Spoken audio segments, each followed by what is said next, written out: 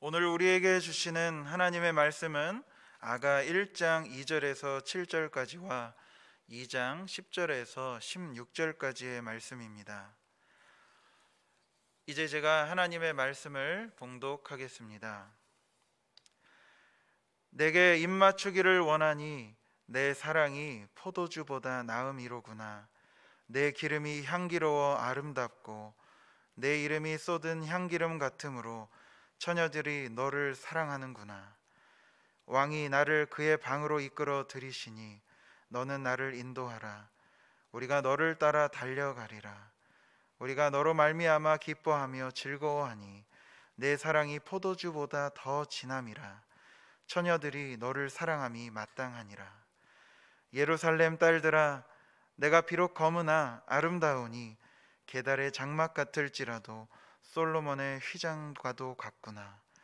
내가 햇볕에 쬐어서 거무스름할지라도 흘겨보지 말 것은 내 어머니 아들들이 나에게 노하여 포도원 지기로 삼았음이라. 나의 포도원을 내가 지키지 못하였구나. 내 마음으로 사랑하는 자야, 내가 양치는 곳과 정오에 쉬게 하는 곳을 내게 말하라. 내가 내 친구의 양떼 곁에서 어찌 얼굴을 가린 자 같이 되랴. 나의 사랑하는 자가 내게 말하여 이르기를, 나의 사랑, 내 어여쁜 자야, 일어나서 함께 가자. 겨울도 지나고 비도 그쳤고 지면에는 꽃이 피고 새가 노래할 때가 이르렀는데 비둘기의 소리가 우리 땅에 들리는구나. 무화과 나무에는 푸른 열매가 익었고 포도나무는 꽃을 피워 향기를 토하는구나. 나의 사랑, 나의 어여쁜 자야, 일어나서 함께 가자. 바위팀 낭떠러지 은밀한 곳에 있는 나의 비둘기야, 내가 내 얼굴을 보게 하라. 내 소리를 듣게 하라. 내 소리는 부드럽고 내 얼굴은 아름답구나. 우리를 위하여 여우 곧 포도원을 허는 작은 여우를 잡으라. 우리의 포도원에 꽃이 피었음이라. 내 사랑하는 자는 내게 속하였고 나는 그에게 속하였도다. 그가 백합화 가운데에서 양떼를 먹이는구나. 아멘. 비벌리 엔젤의 자존감 없는 사랑에 대하여 라는 책에 등장하는 이야기입니다. 어느 가정에 어머니와 딸이 살고 있었습니다. 그런데 어머니는 매사에 비판적이고 칭찬에 인색한 사람이었습니다. 반면 어린 딸 아이는 엄마의 사랑에 항상 굶주려 있었습니다. 이 어머니는 딸아이가 자신에게 사랑을 받기 원한다는 것을 잘 알고 그것을 이용해서 이 딸아이를 자신이 원하는 대로 다루곤 했습니다. 그래서 아이가 조금이라도 말을 듣지 않으면 심한 말로 혼을 내거나 아니면 관심을 주지 않거나 때로는 몇 날 며칠씩 말을 걸어주지도 않았습니다. 이 불쌍한 딸은 착한 딸이 되지 않으면 엄마에게 사랑을 받을 수 없다고 생각하고 항상 엄마에게 무조건적으로 복종하고 어린 나이임에도 불구하고 친절하고 예의 바르게 엄마에게 행동했습니다. 나중에 이 딸은 장성해서 남자를 만나면서도 착한 여자여야 한다는 강박 속에서 지냈는데요. 이 남자에게 사랑을 받기 위해서 남자가 원하는 것은 무조건 받아주고 또 항상 미소 짓고 친절하게 대해주었습니다. 이 남자는 자신이 천사를 만났다고 생각했죠. 그러던 어느 날 이 여성은 그만 크게 폭발하고 말았습니다. 주변의 많은 사람들을 놀라게 했고 누구보다도 스스로가 놀랐습니다. 왜냐하면 자신은 이제껏 본래의 모습이 아니라 꾸며낸 모습, 거짓된 모습으로 사랑을 받으려 했기 때문에 그것이 한계에 다다라서 그만 폭발하고 말았던 것이죠. 저자는 자존감 없는 사랑이 얼마나 병든 자아상인지에 대해서 여러 가지 사례로 이야기해주고 있습니다. 여러분, 사람은 누구에게나 사랑을 받고 싶어 하고요, 또 사랑하고 싶어 합니다. 하나님께서 우리를 그렇게 만드셨어요. 우리가 사랑하고 사랑받을 때 가장 행복하도록 지으셨는데 문제는 우리가 어떻게 하는 것이 잘 사랑하는 것이고 잘 사랑받는 것인지를 우리가 잘 모른다는 데 있습니다. 그래서 우리는 누군가를 사랑한답시고 참 이런저런 요구를 많이 해서 사람을 괴롭히기도 하고요, 또 사랑받고자 참 많은 노력을 하기도 합니다. 사랑하고 사랑받기가 왜 이렇게 힘든가? 그런 생각 해보신 적 있지 않습니까? 그러면 우리를 향하신 하나님의 사랑은 어떤 사랑일까요? 오늘부터 대림절이 시작되는데요. 대림절 4주 동안 아가서의 말씀을 보고자 합니다. 우리가 지난 가을 동안 욥기로 고난당하느라고 많이 힘드셨죠? 그래서 마지막은 좀 푸근하게 하나님의 사랑에 좀 젖기 위해서 이 아가서를 보려고 합니다. 이 아가서는 영어로 Song of Songs라고 하는데요. 즉 노래 중에 노래, 가장 아름다운 노래라는 뜻입니다. 히브리어는요, 이 최상급을 이렇게 표현합니다. 모모 중에 모모, 왕 중 왕, 거룩함 중에 거룩함, 아름다움 중에 아름다움, 이렇게 최상급을 모모 중에 모모 이렇게 표현하는데요. 아가서는 노래 중에 노래라고 불립니다. 그러니까 가장 아름다운 노래라는 뜻이죠. 그러면 왜 이 노래를, 아가서를 가장 아름다운 노래라고 했을까요? 아가서의 내용은 1차적으로는 남자와 여자의 사랑 이야기입니다. 그런데 유대인들은 비유적으로 남자를 하나님, 여자를 이스라엘로 보았는데요. 그러니까 하나님이 신랑이시고 이스라엘과 우리 자신이 바로 신부인 거죠. 그런데 이런 신학은 고대 근동 지역에서는 전혀 찾아볼 수 없는 신학이었습니다. 여러분 그리스 로마 신화를 읽어보신 적 있습니까? 신화를 보면요, 인간은 항상 신의 몸종에 불과합니다. 신이 인간을 진심으로 사랑하고 아껴주는 경우는 없습니다. 그런데 유독 성경은요, 하나님과 인간이 남편과 아내랍니다. 이런 친밀한 인격적인 관계로 인간을 귀한 존재로 격상시키는 게 성경의 인간관이거든요. 일반적으로 사랑은 세 가지가 있다고 합니다. 첫 번째로는 낮은 사람이 높은 사람을 흠모하며 사랑하는 사랑, 두 번째로는 동등한 관계에서 사랑, 그리고 세 번째로는 높은 사람이 낮은 자를 섬겨주는 사랑이 있습니다. 아가서는요, 하나님께서 우리를 사랑하시기 위해서 낮아지시고 우리에게 오실 뿐만 아니라 우리를 높여주신 사랑의 노래이기 때문에 이 대림절에 묵상하기 아주 좋은 말씀입니다. 또한 이 아가서는요, 욥기, 시편, 잠언, 전도서, 아가서와 같이 지혜 문학에 속합니다. 여러분 최고의 지혜가 뭡니까? 최고의 지혜는 사랑입니다. 욥기는 고통하는 법에 대한 지혜를 알려주는 말씀이고요. 잠언은 살아가는 방법에 대한 지혜, 그리고 전도서는 허물을 얘기하지만 사실은 즐거워하는 법을 가르쳐주는 게 전도서입니다. 마지막으로 아가서는요, 사랑에 대해서 가르쳐주시는 말씀이에요. 아가서가 지혜서 중에 가장 마지막에 위치해 있는 이유는 무릇 하나님의 지혜를 배우는 사람이라면 마지막으로 반드시 배우고 졸업해야 하는 것이 아가서다, 그런 뜻이 있습니다. 우리가 2021년 한 해를 마무리하는 이 대림절에 아가서의 말씀을 통해 지혜의 마지막 관문인 사랑을 배우는 것은 대단히 뜻깊은 일이라고 생각됩니다.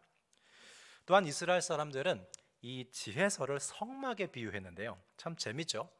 잠언은 성전뜰입니다. 그리고 전도서는 성소고요, 아가서는 지성소입니다. 제일 안쪽 은밀한 방에 하나님을 만나는 방이 지성소인데 지성소가 바로 아가서라는 거예요. 왜냐하면 아가서는 두 남녀의 사랑 노래를 통해서 하나님과 사람의 밀착된 관계를 읽어낼 수 있는 신비로운 성경이기 때문입니다. 그래서 고대 교부들은 아가서가 우리에게 주어진 날은 위대한 날이었다, 그렇게까지 노래하거든요. 자, 그럼 지혜의 지성소인 아가서에 한번 들어가 보실까요? 아가서 1장 2절로부터 7절은 여자가 먼저 노래합니다. 이 아가서에는요, 세 부류의 등장인물이 있어요. 여자와 남자, 그리고 친구들. 그런데 여자가 가장 말이 많습니다. 여러분, 사람이 사랑에 빠지면 어떻게 되죠? 사랑하는 대상을 끊임없이 열망하게 됩니다. 그래서 이 여인의 남자에 대한 갈망은 점층적으로 표현되는데요. 2절에 입맞춰 주세요, 4절에 가까이 이끌어 주세요, 7절에 말씀해 주세요입니다. 여러분 되게 흥미로운 게요, 아가서가 어떻게 시작되는지 아십니까? 나에게 입맞춰 주세요라고 시작합니다. 키스 미. 어떤 성경이 나한테 입맞춰 달라고 시작하는 성경이 어디 있습니까? 근데 이 아가서는요, 아주 직설적으로 핵심을 얘기합니다. 나에게 입맞춰 주십시오. 여러분, 이것은 아주 육적인 표현이지만 이 대림절에 예수님이 성육신에서 우리한테 오셨잖아요. 아가서는요, 공허한 관념을 얘기하지 않습니다. 존재와 존재의 만남의 핵심을 처음부터 얘기하는 거예요. 나에게 입 맞춰 주십시오. 여러분, 이것은 야한 표현이 아닙니다. 이걸 뒤집으면 하나님이 우리를 그렇게 만나주시기 원하시는 거예요. 겉으로 피상적으로 대충 만나주기 원하지 않고요, 하나님은요, 당신 자신의 존재를 다 내어주면서 직접적으로 핵심적으로 만나주고 싶으신 말씀이 바로 이 구절에 들어있습니다. 나에게 입 맞춰 주십시오. 더 가까이 이끌어 주십시오. 말씀해 주십시오. 사랑하는 남자와 여자는 상대를 왕처럼 여기고 왕비처럼 여기기 때문에 여기서 왕은 반드시 한 나라의 왕 혹은 솔로몬 왕을 의미하는 건 아닙니다. 그런데 남자가 워낙에 매력이 넘치는 인품을 소유하고 있었나 봅니다. 그래서 주변의 여인들이 이 남자를 많이 흠모했는데요. 그래서 여인은 말합니다. 이미여, 당신을 좋아하는 여인들이 이렇게 많지만 나만을 사랑해 주십시오. 내게만 입 맞춰 주십시오. 입 맞춤은 한 번에 한 사람에게만 할 수 있는 거기 때문에 내게 입 맞춰 주세요라고 하는 거예요. 그렇게 단둘이 사랑을 나누기 위해 당신의 방으로 가까이 초대해 주십시오. 이렇게 여인은 남자를 열망하고 있습니다. 이 여인의 갈망과 요청, 그 이면에서 우리가 하나님의 어떤 음성을 들을 수 있죠? 너는 나만 사랑하거라. 그 하나님의 음성이 이 아가서의 이면에 울려 퍼지고 있는 거예요. 너는 나만을 사랑하거라. 산상수훈의 8복 중에 6번째 복인 마음이 깨끗한 사람은 복이 있나니 그들이 하나님의 얼굴을 볼 것이며 라고 했죠. 여기서 마음이 깨끗하다는 것은 마음이 두 갈래로 나누어져 있지 않다는 뜻입니다. 양다리 걸치지 않았다는 뜻입니다. 여러분, 혹시 우리가 신앙의 여정을 걷다가 어느 순간 하나님이 잘 만나지지 않는다면, 하나님의 임재가 잘 느껴지지 않는다면 우리 스스로를 한번 돌아볼 필요가 있습니다. 우리 마음이 나누어지진 않았는지, 하나님을 의지한다고 하면서 하나님보다 의지하는 것이 더 많진 않은지, 하나님보다 의지하는 것이 더 많을 때 하나님의 얼굴은 잘 안 보일 수밖에 없는 거죠. 아가서에 등장하는 남자와 여자의 사랑은 서로를 선택하고 성실하게 사랑하는 모습입니다. 이것이 하나님께서 우리에게 원하시는 사랑의 모습이죠. 여기서 우리가 들을 수 있는 하나님의 음성은요, 내가 너를 사랑하는 이유는 내가 너를 사랑하기로 선택했기 때문이다. 다른 이유가 없다. 그러니까 너도 나만을 사랑하렴. 아가서를 펼치자마자 첫 번째 등장하는 사랑은 하나님의 무조건적인 선택적 사랑입니다. 내가 너를 선택했다. 너도 나를 사랑하라. 나만을 사랑하라. 그 말씀입니다. 두 번째로 우리는 하나님의 선택을 받은 것으로 끝날 수가 없죠. 선택을 받았으면 축복의 자리까지 나아가야 하는데요. 우리 모두는 참 하나님의 선택을 받은 사람들이지만 기복이 심한 사람들입니다. 오늘 같은 주일에는 예배도 드리고 분명 나는 하나님께 선택을 받은 것 맞아 확신하지만 블루 먼데이가 찾아오면, 월요일 오후만 되면 세상에서 가장 비참한 사람같이 느껴지기도 하는 게 우리의 현실이죠. 그래서 헬리나 우넨이라는 영성가는 우리가 하나님께 선택받은 자에서 축복받은 자리까지 나아가기 위해서 꼭 해야 될 것이 있는데, 그것은 하루 일정 시간을 하나님과 함께 머물러 있는 시간을 꼭 가져야 한다고 했습니다. 이것은 그의 말뿐이 아니라 직접 이 나우엔이 경험한 것인데요. 그는 비록 영성가였지만 고민이 많았습니다. 그러던 어느 날 이 마더 데레사라는 유명한 수녀님을 만나게 돼요. 이 수녀님을 만났으니 얼마나 깊은 얘기를 나누고 싶었겠습니까? 그래서 헬리나 우엔이 아주 중요한 고민을 막 얘기했어요. 이 수녀님한테 아주 좋은 얘기를 듣길 바라면서, 수녀님, 제가 어떻게 하면 좋겠습니까? 그러자 이 마더 데레사 성녀가 이렇게 얘기했습니다. 글쎄요, 당신이 만일 하루 1시간 정도 시간을 내서 말씀을 읽고 기도를 하고 당신이 생각하기에 나쁜 짓을 하지 않는다면 모든 것은 다 잘 될 겁니다. 이게 전부였어요. 나우엔이 아주 머리를 세게 얻어맞은 것 같았다고 합니다. 왜냐하면 너무나 맞는 말이잖아요. 군더더기가 없는 말이란 말이에요. 하루에 1시간 정도 말씀과 기도로 하나님과 시간을 보내고 내가 생각하기에 나쁜 짓을 하지 않는다면 모든 건 다 잘 될 것이다. 거기에 뭐 다른 말을 붙일 수가 없었다는 거죠. 그래서 그는 실제로 그런 시간을 가졌고요. 이렇게까지 얘기합니다. 21세기의 리더가 누구냐? 주 예수님과 시간을 가질 줄 아는 사람이 바로 영적 리더이다. 그런 말을 했습니다. 지금 이 아가서의 연인들이 끊임없이 추구하는 것이 무엇인지 아십니까? 함께 있는 거예요. 여인의 오빠들이 이 어린 여동생이 사랑에 빠져서 연애 행각을 벌이려고 하자 붙잡아 놓고 연애를 못하게 합니다. 그리고 포도밭에 내보내서 그 떼역볕 아래서 계달의 장막처럼 검게 그을르게 만들어요. 그래도 이 여인이 이기적인 여인은 아니어서 가족들을 위해서 헌신하고 오빠들의 말에 순종을 합니다. 그럼에도 불구하고 그 남자에 대한 사랑의 열망은 그것을 눌러둘 수가 없는 거죠. 그래서 결국 남자를 찾아 나서고 마는데요. 이건 곧 우리의 하나님께 대한 열망을 뜻하죠. 7절 상반절입니다. 내 마음으로 사랑하는 자야, 내가 양치는 곳과 정오에 쉬게 하는 곳을 내게 말하라. 여인은 사랑하는 자가 지금 어디서 양을 치는지, 어디에서 양떼들을 쉬게 하는지를 찾고 있습니다. 둘이 만나는 특별한 장소와 시간을 구하는데 양치는 곳에서조차 나는 그를 만나야겠다. 그가 양을 어디서 치는지, 어디서 양떼를 쉬게 하는지 알아서 그 시간조차 그와 함께 있어야겠다고 하는 겁니다. 수년 전에 가문의 영광이라는 드라마가 있었어요. 아주 오래전에 KBS에서인가 했던 방송인데요. 아주 인상 깊게 보고 아직도 기억하고 있습니다. 이 드라마에 독특한 커플이 하나 등장하는데요. 남자 이름은 강석이고 이 여자 이름은 다나예요.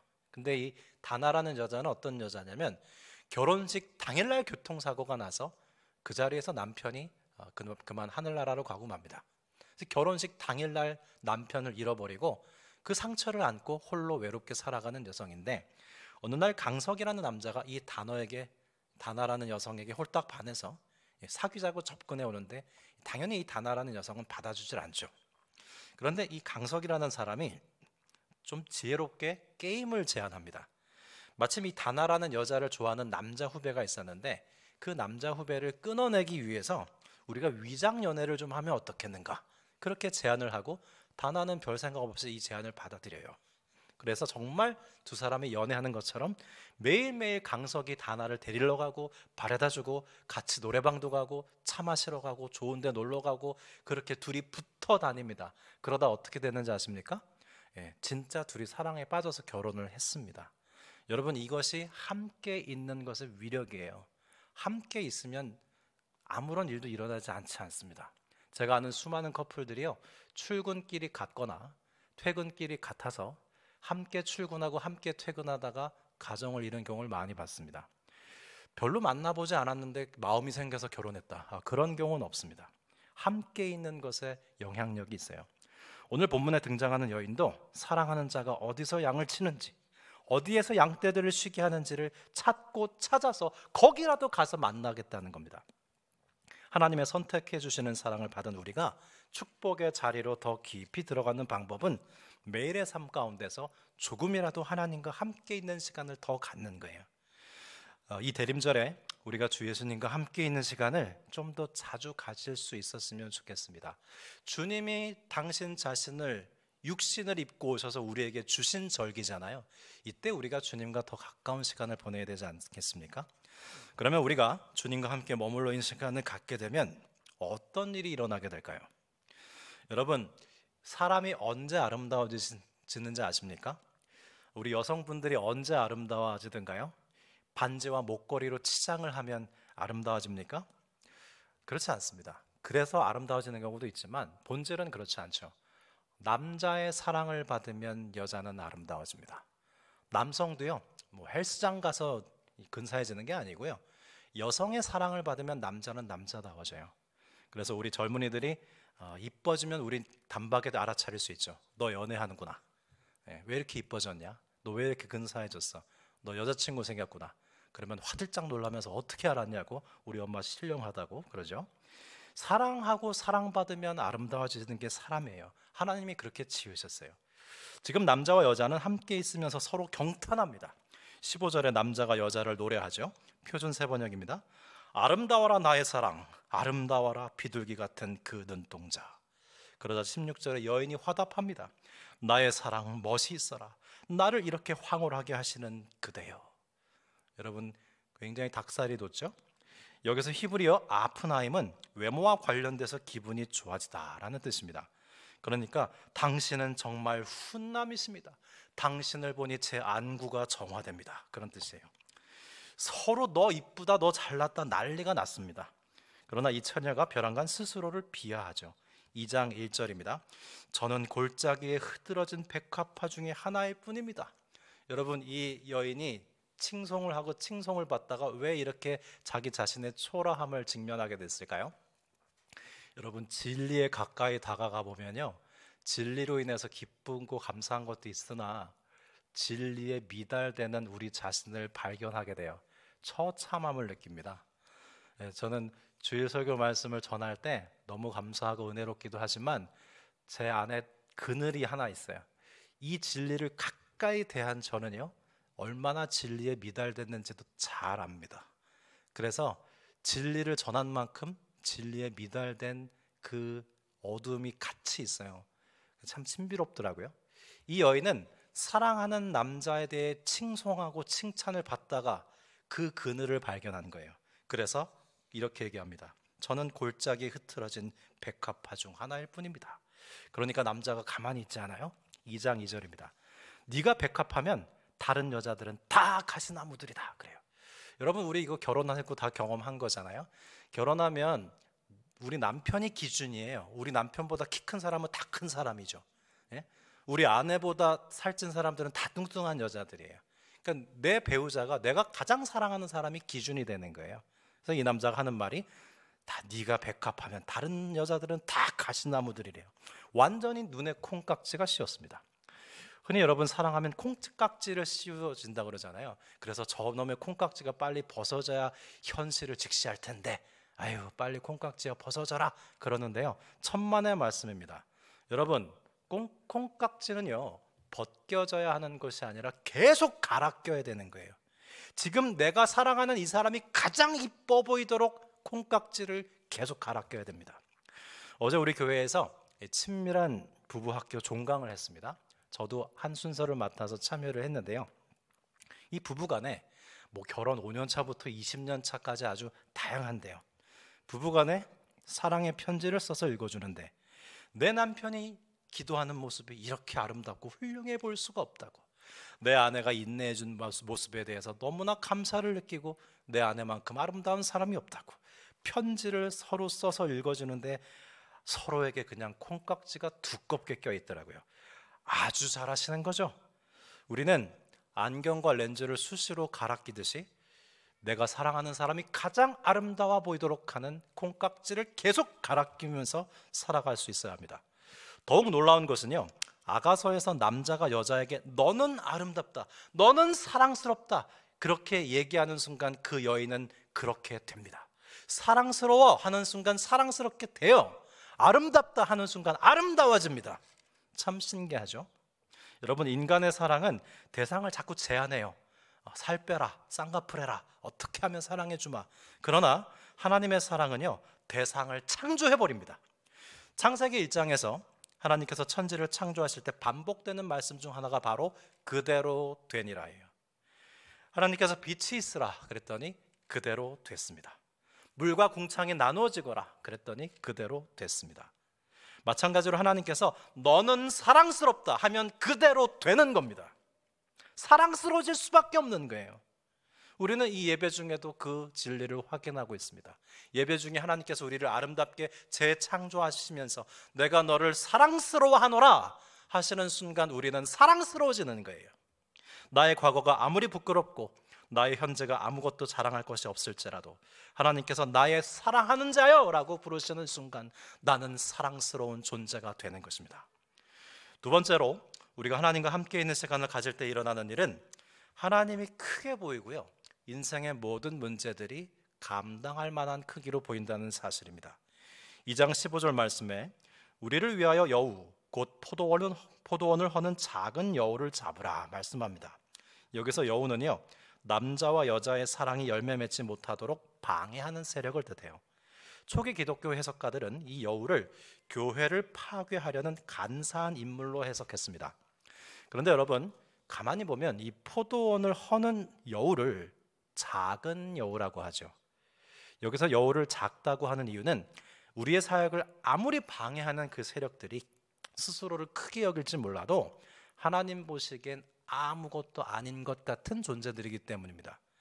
우리는 인생 가운데 어떤 장애물을 만났을 때 그것을 너무 과대평가하는 경향이 있어요. 그러나 실제로 장애물은 그리 크지 않은 경우가 대부분입니다.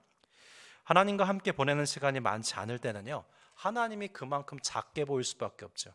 내가 하나님을 아는 지식이 자라지 않고 하나님을 모르는데 하나님이 어떻게 크게 보이겠습니까? 하나님은 너무나 작게 보일 뿐이죠.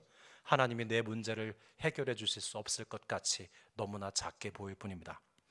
그 외에 사람이나 어떤 부정적인 상황은 너무나 크게 보여서 나를 압도하죠. 여러분, 하나님과 함께 보내는 시간은 대단히 중요합니다. 하나님과 시간을 충분히 가지면요, 하나님을 알게 돼요. 하나님이 전능하신 분인데, 하나님이 말씀하시면 그대로 되는데, 하나님이 커 보여요. 인생의 문제들은 고만고만해 보입니다. 여러분, 나를 두렵게 하는 것은 무엇입니까? 그것이 너무나 커 보인가요? 골리앗 같습니까? 다윗은요, 하나님을 잘 알았어요. 하나님을 찬양했어요. 하나님과 깊이 사귀었어요. 골리앗을 보니 죽은 개처럼 보였습니다.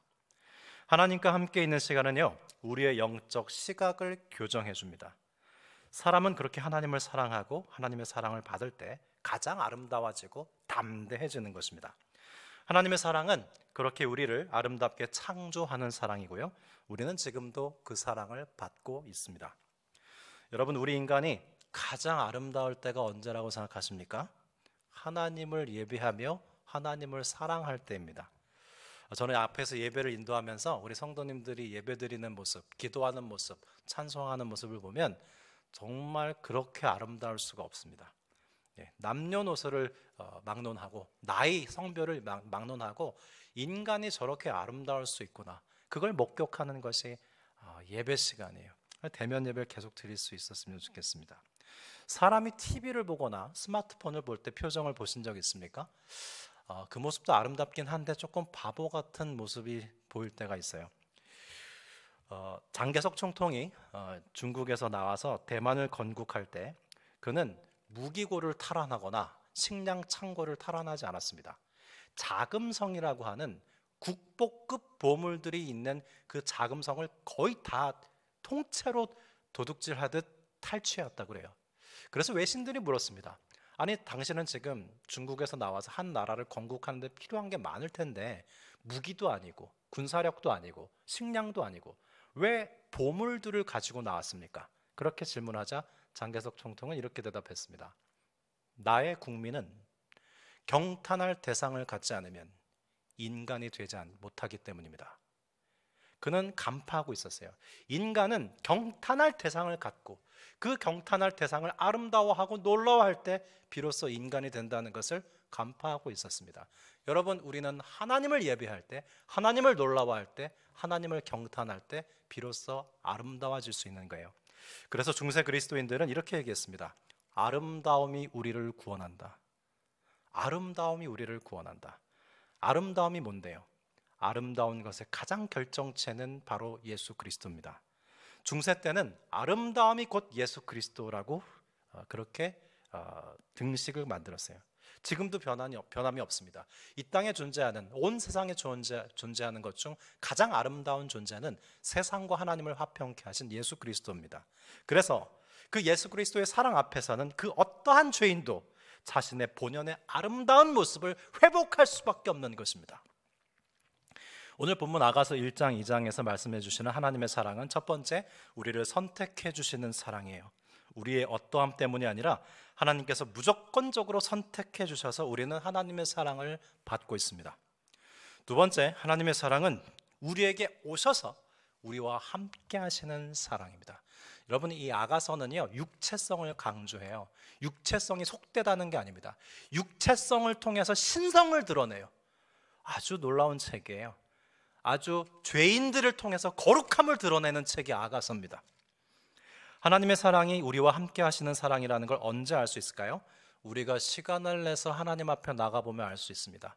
나를 기다리시는 하나님을 만날 수 있거든요.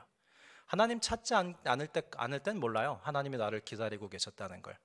시간을 내서 주님을 만나볼 때 알 수 있습니다. 주님 저를 오래오래 기다리고 계셨군요. 거기 계셨군요. 저랑 가까이 계셨군요. 함께 하시는 사랑을 확인할 수 있습니다. 세 번째, 하나님과 함께 있는 시간 동안 우리는 어떻게 되죠? 하나님의 영향을 받아요. 하나님께서 말씀하시는 대로 아름답게 됩니다. 그리고 하나님을 크게 보고 자잘한 인생 문제들을 감당할 만한 것으로 보게 되죠. 그러면 하나님께서는 우리를 선택하시고 축복하시고 함께 하시는 것으로 끝나실까요? 그렇지 않습니다. 그렇게 우리에게 은혜 베푸신 다음에 하시는 말씀이 있어요. 아가서에서 가장 유명한 말씀이죠. 2장 10절, 오늘 찬양도 불렀습니다. 나의 사랑, 나의 어여쁜 자여, 일어나 함께 가자.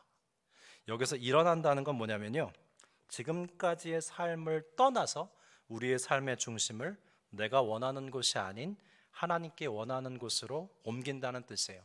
마치 결혼하는 신랑과 신부가 부모를 떠나 그 자신들이 원복의 근원이 돼서 새 출발을 하는 것처럼 일어난다는 것은 이전의 삶의 중심을 전혀 다른 곳으로 하나님으로 옮긴다는 뜻입니다. 하나님께서 아브라함에게 똑같은 말씀을 하셨어요. 나의 사랑, 나의 어여쁜 자여, 일어나 함께 가자. 그랬을 때 그는 본토 친척 아비집을 떠날 수 있었습니다. 하나님께서 이스라엘 백성들에게 나의 사랑하는 나의 어여쁜 자여, 일어나 나와 함께 가자 했을 때 그들은 출애굽했습니다. 하나님께서는 지금도 당신의 백성들에게 끊임없이 초대하십니다. 나의 사랑, 나의 어여쁜 자여, 일어나 함께 가자. 그들의 삶의 중심을 하나님 사랑 안에 두도록 하십니다.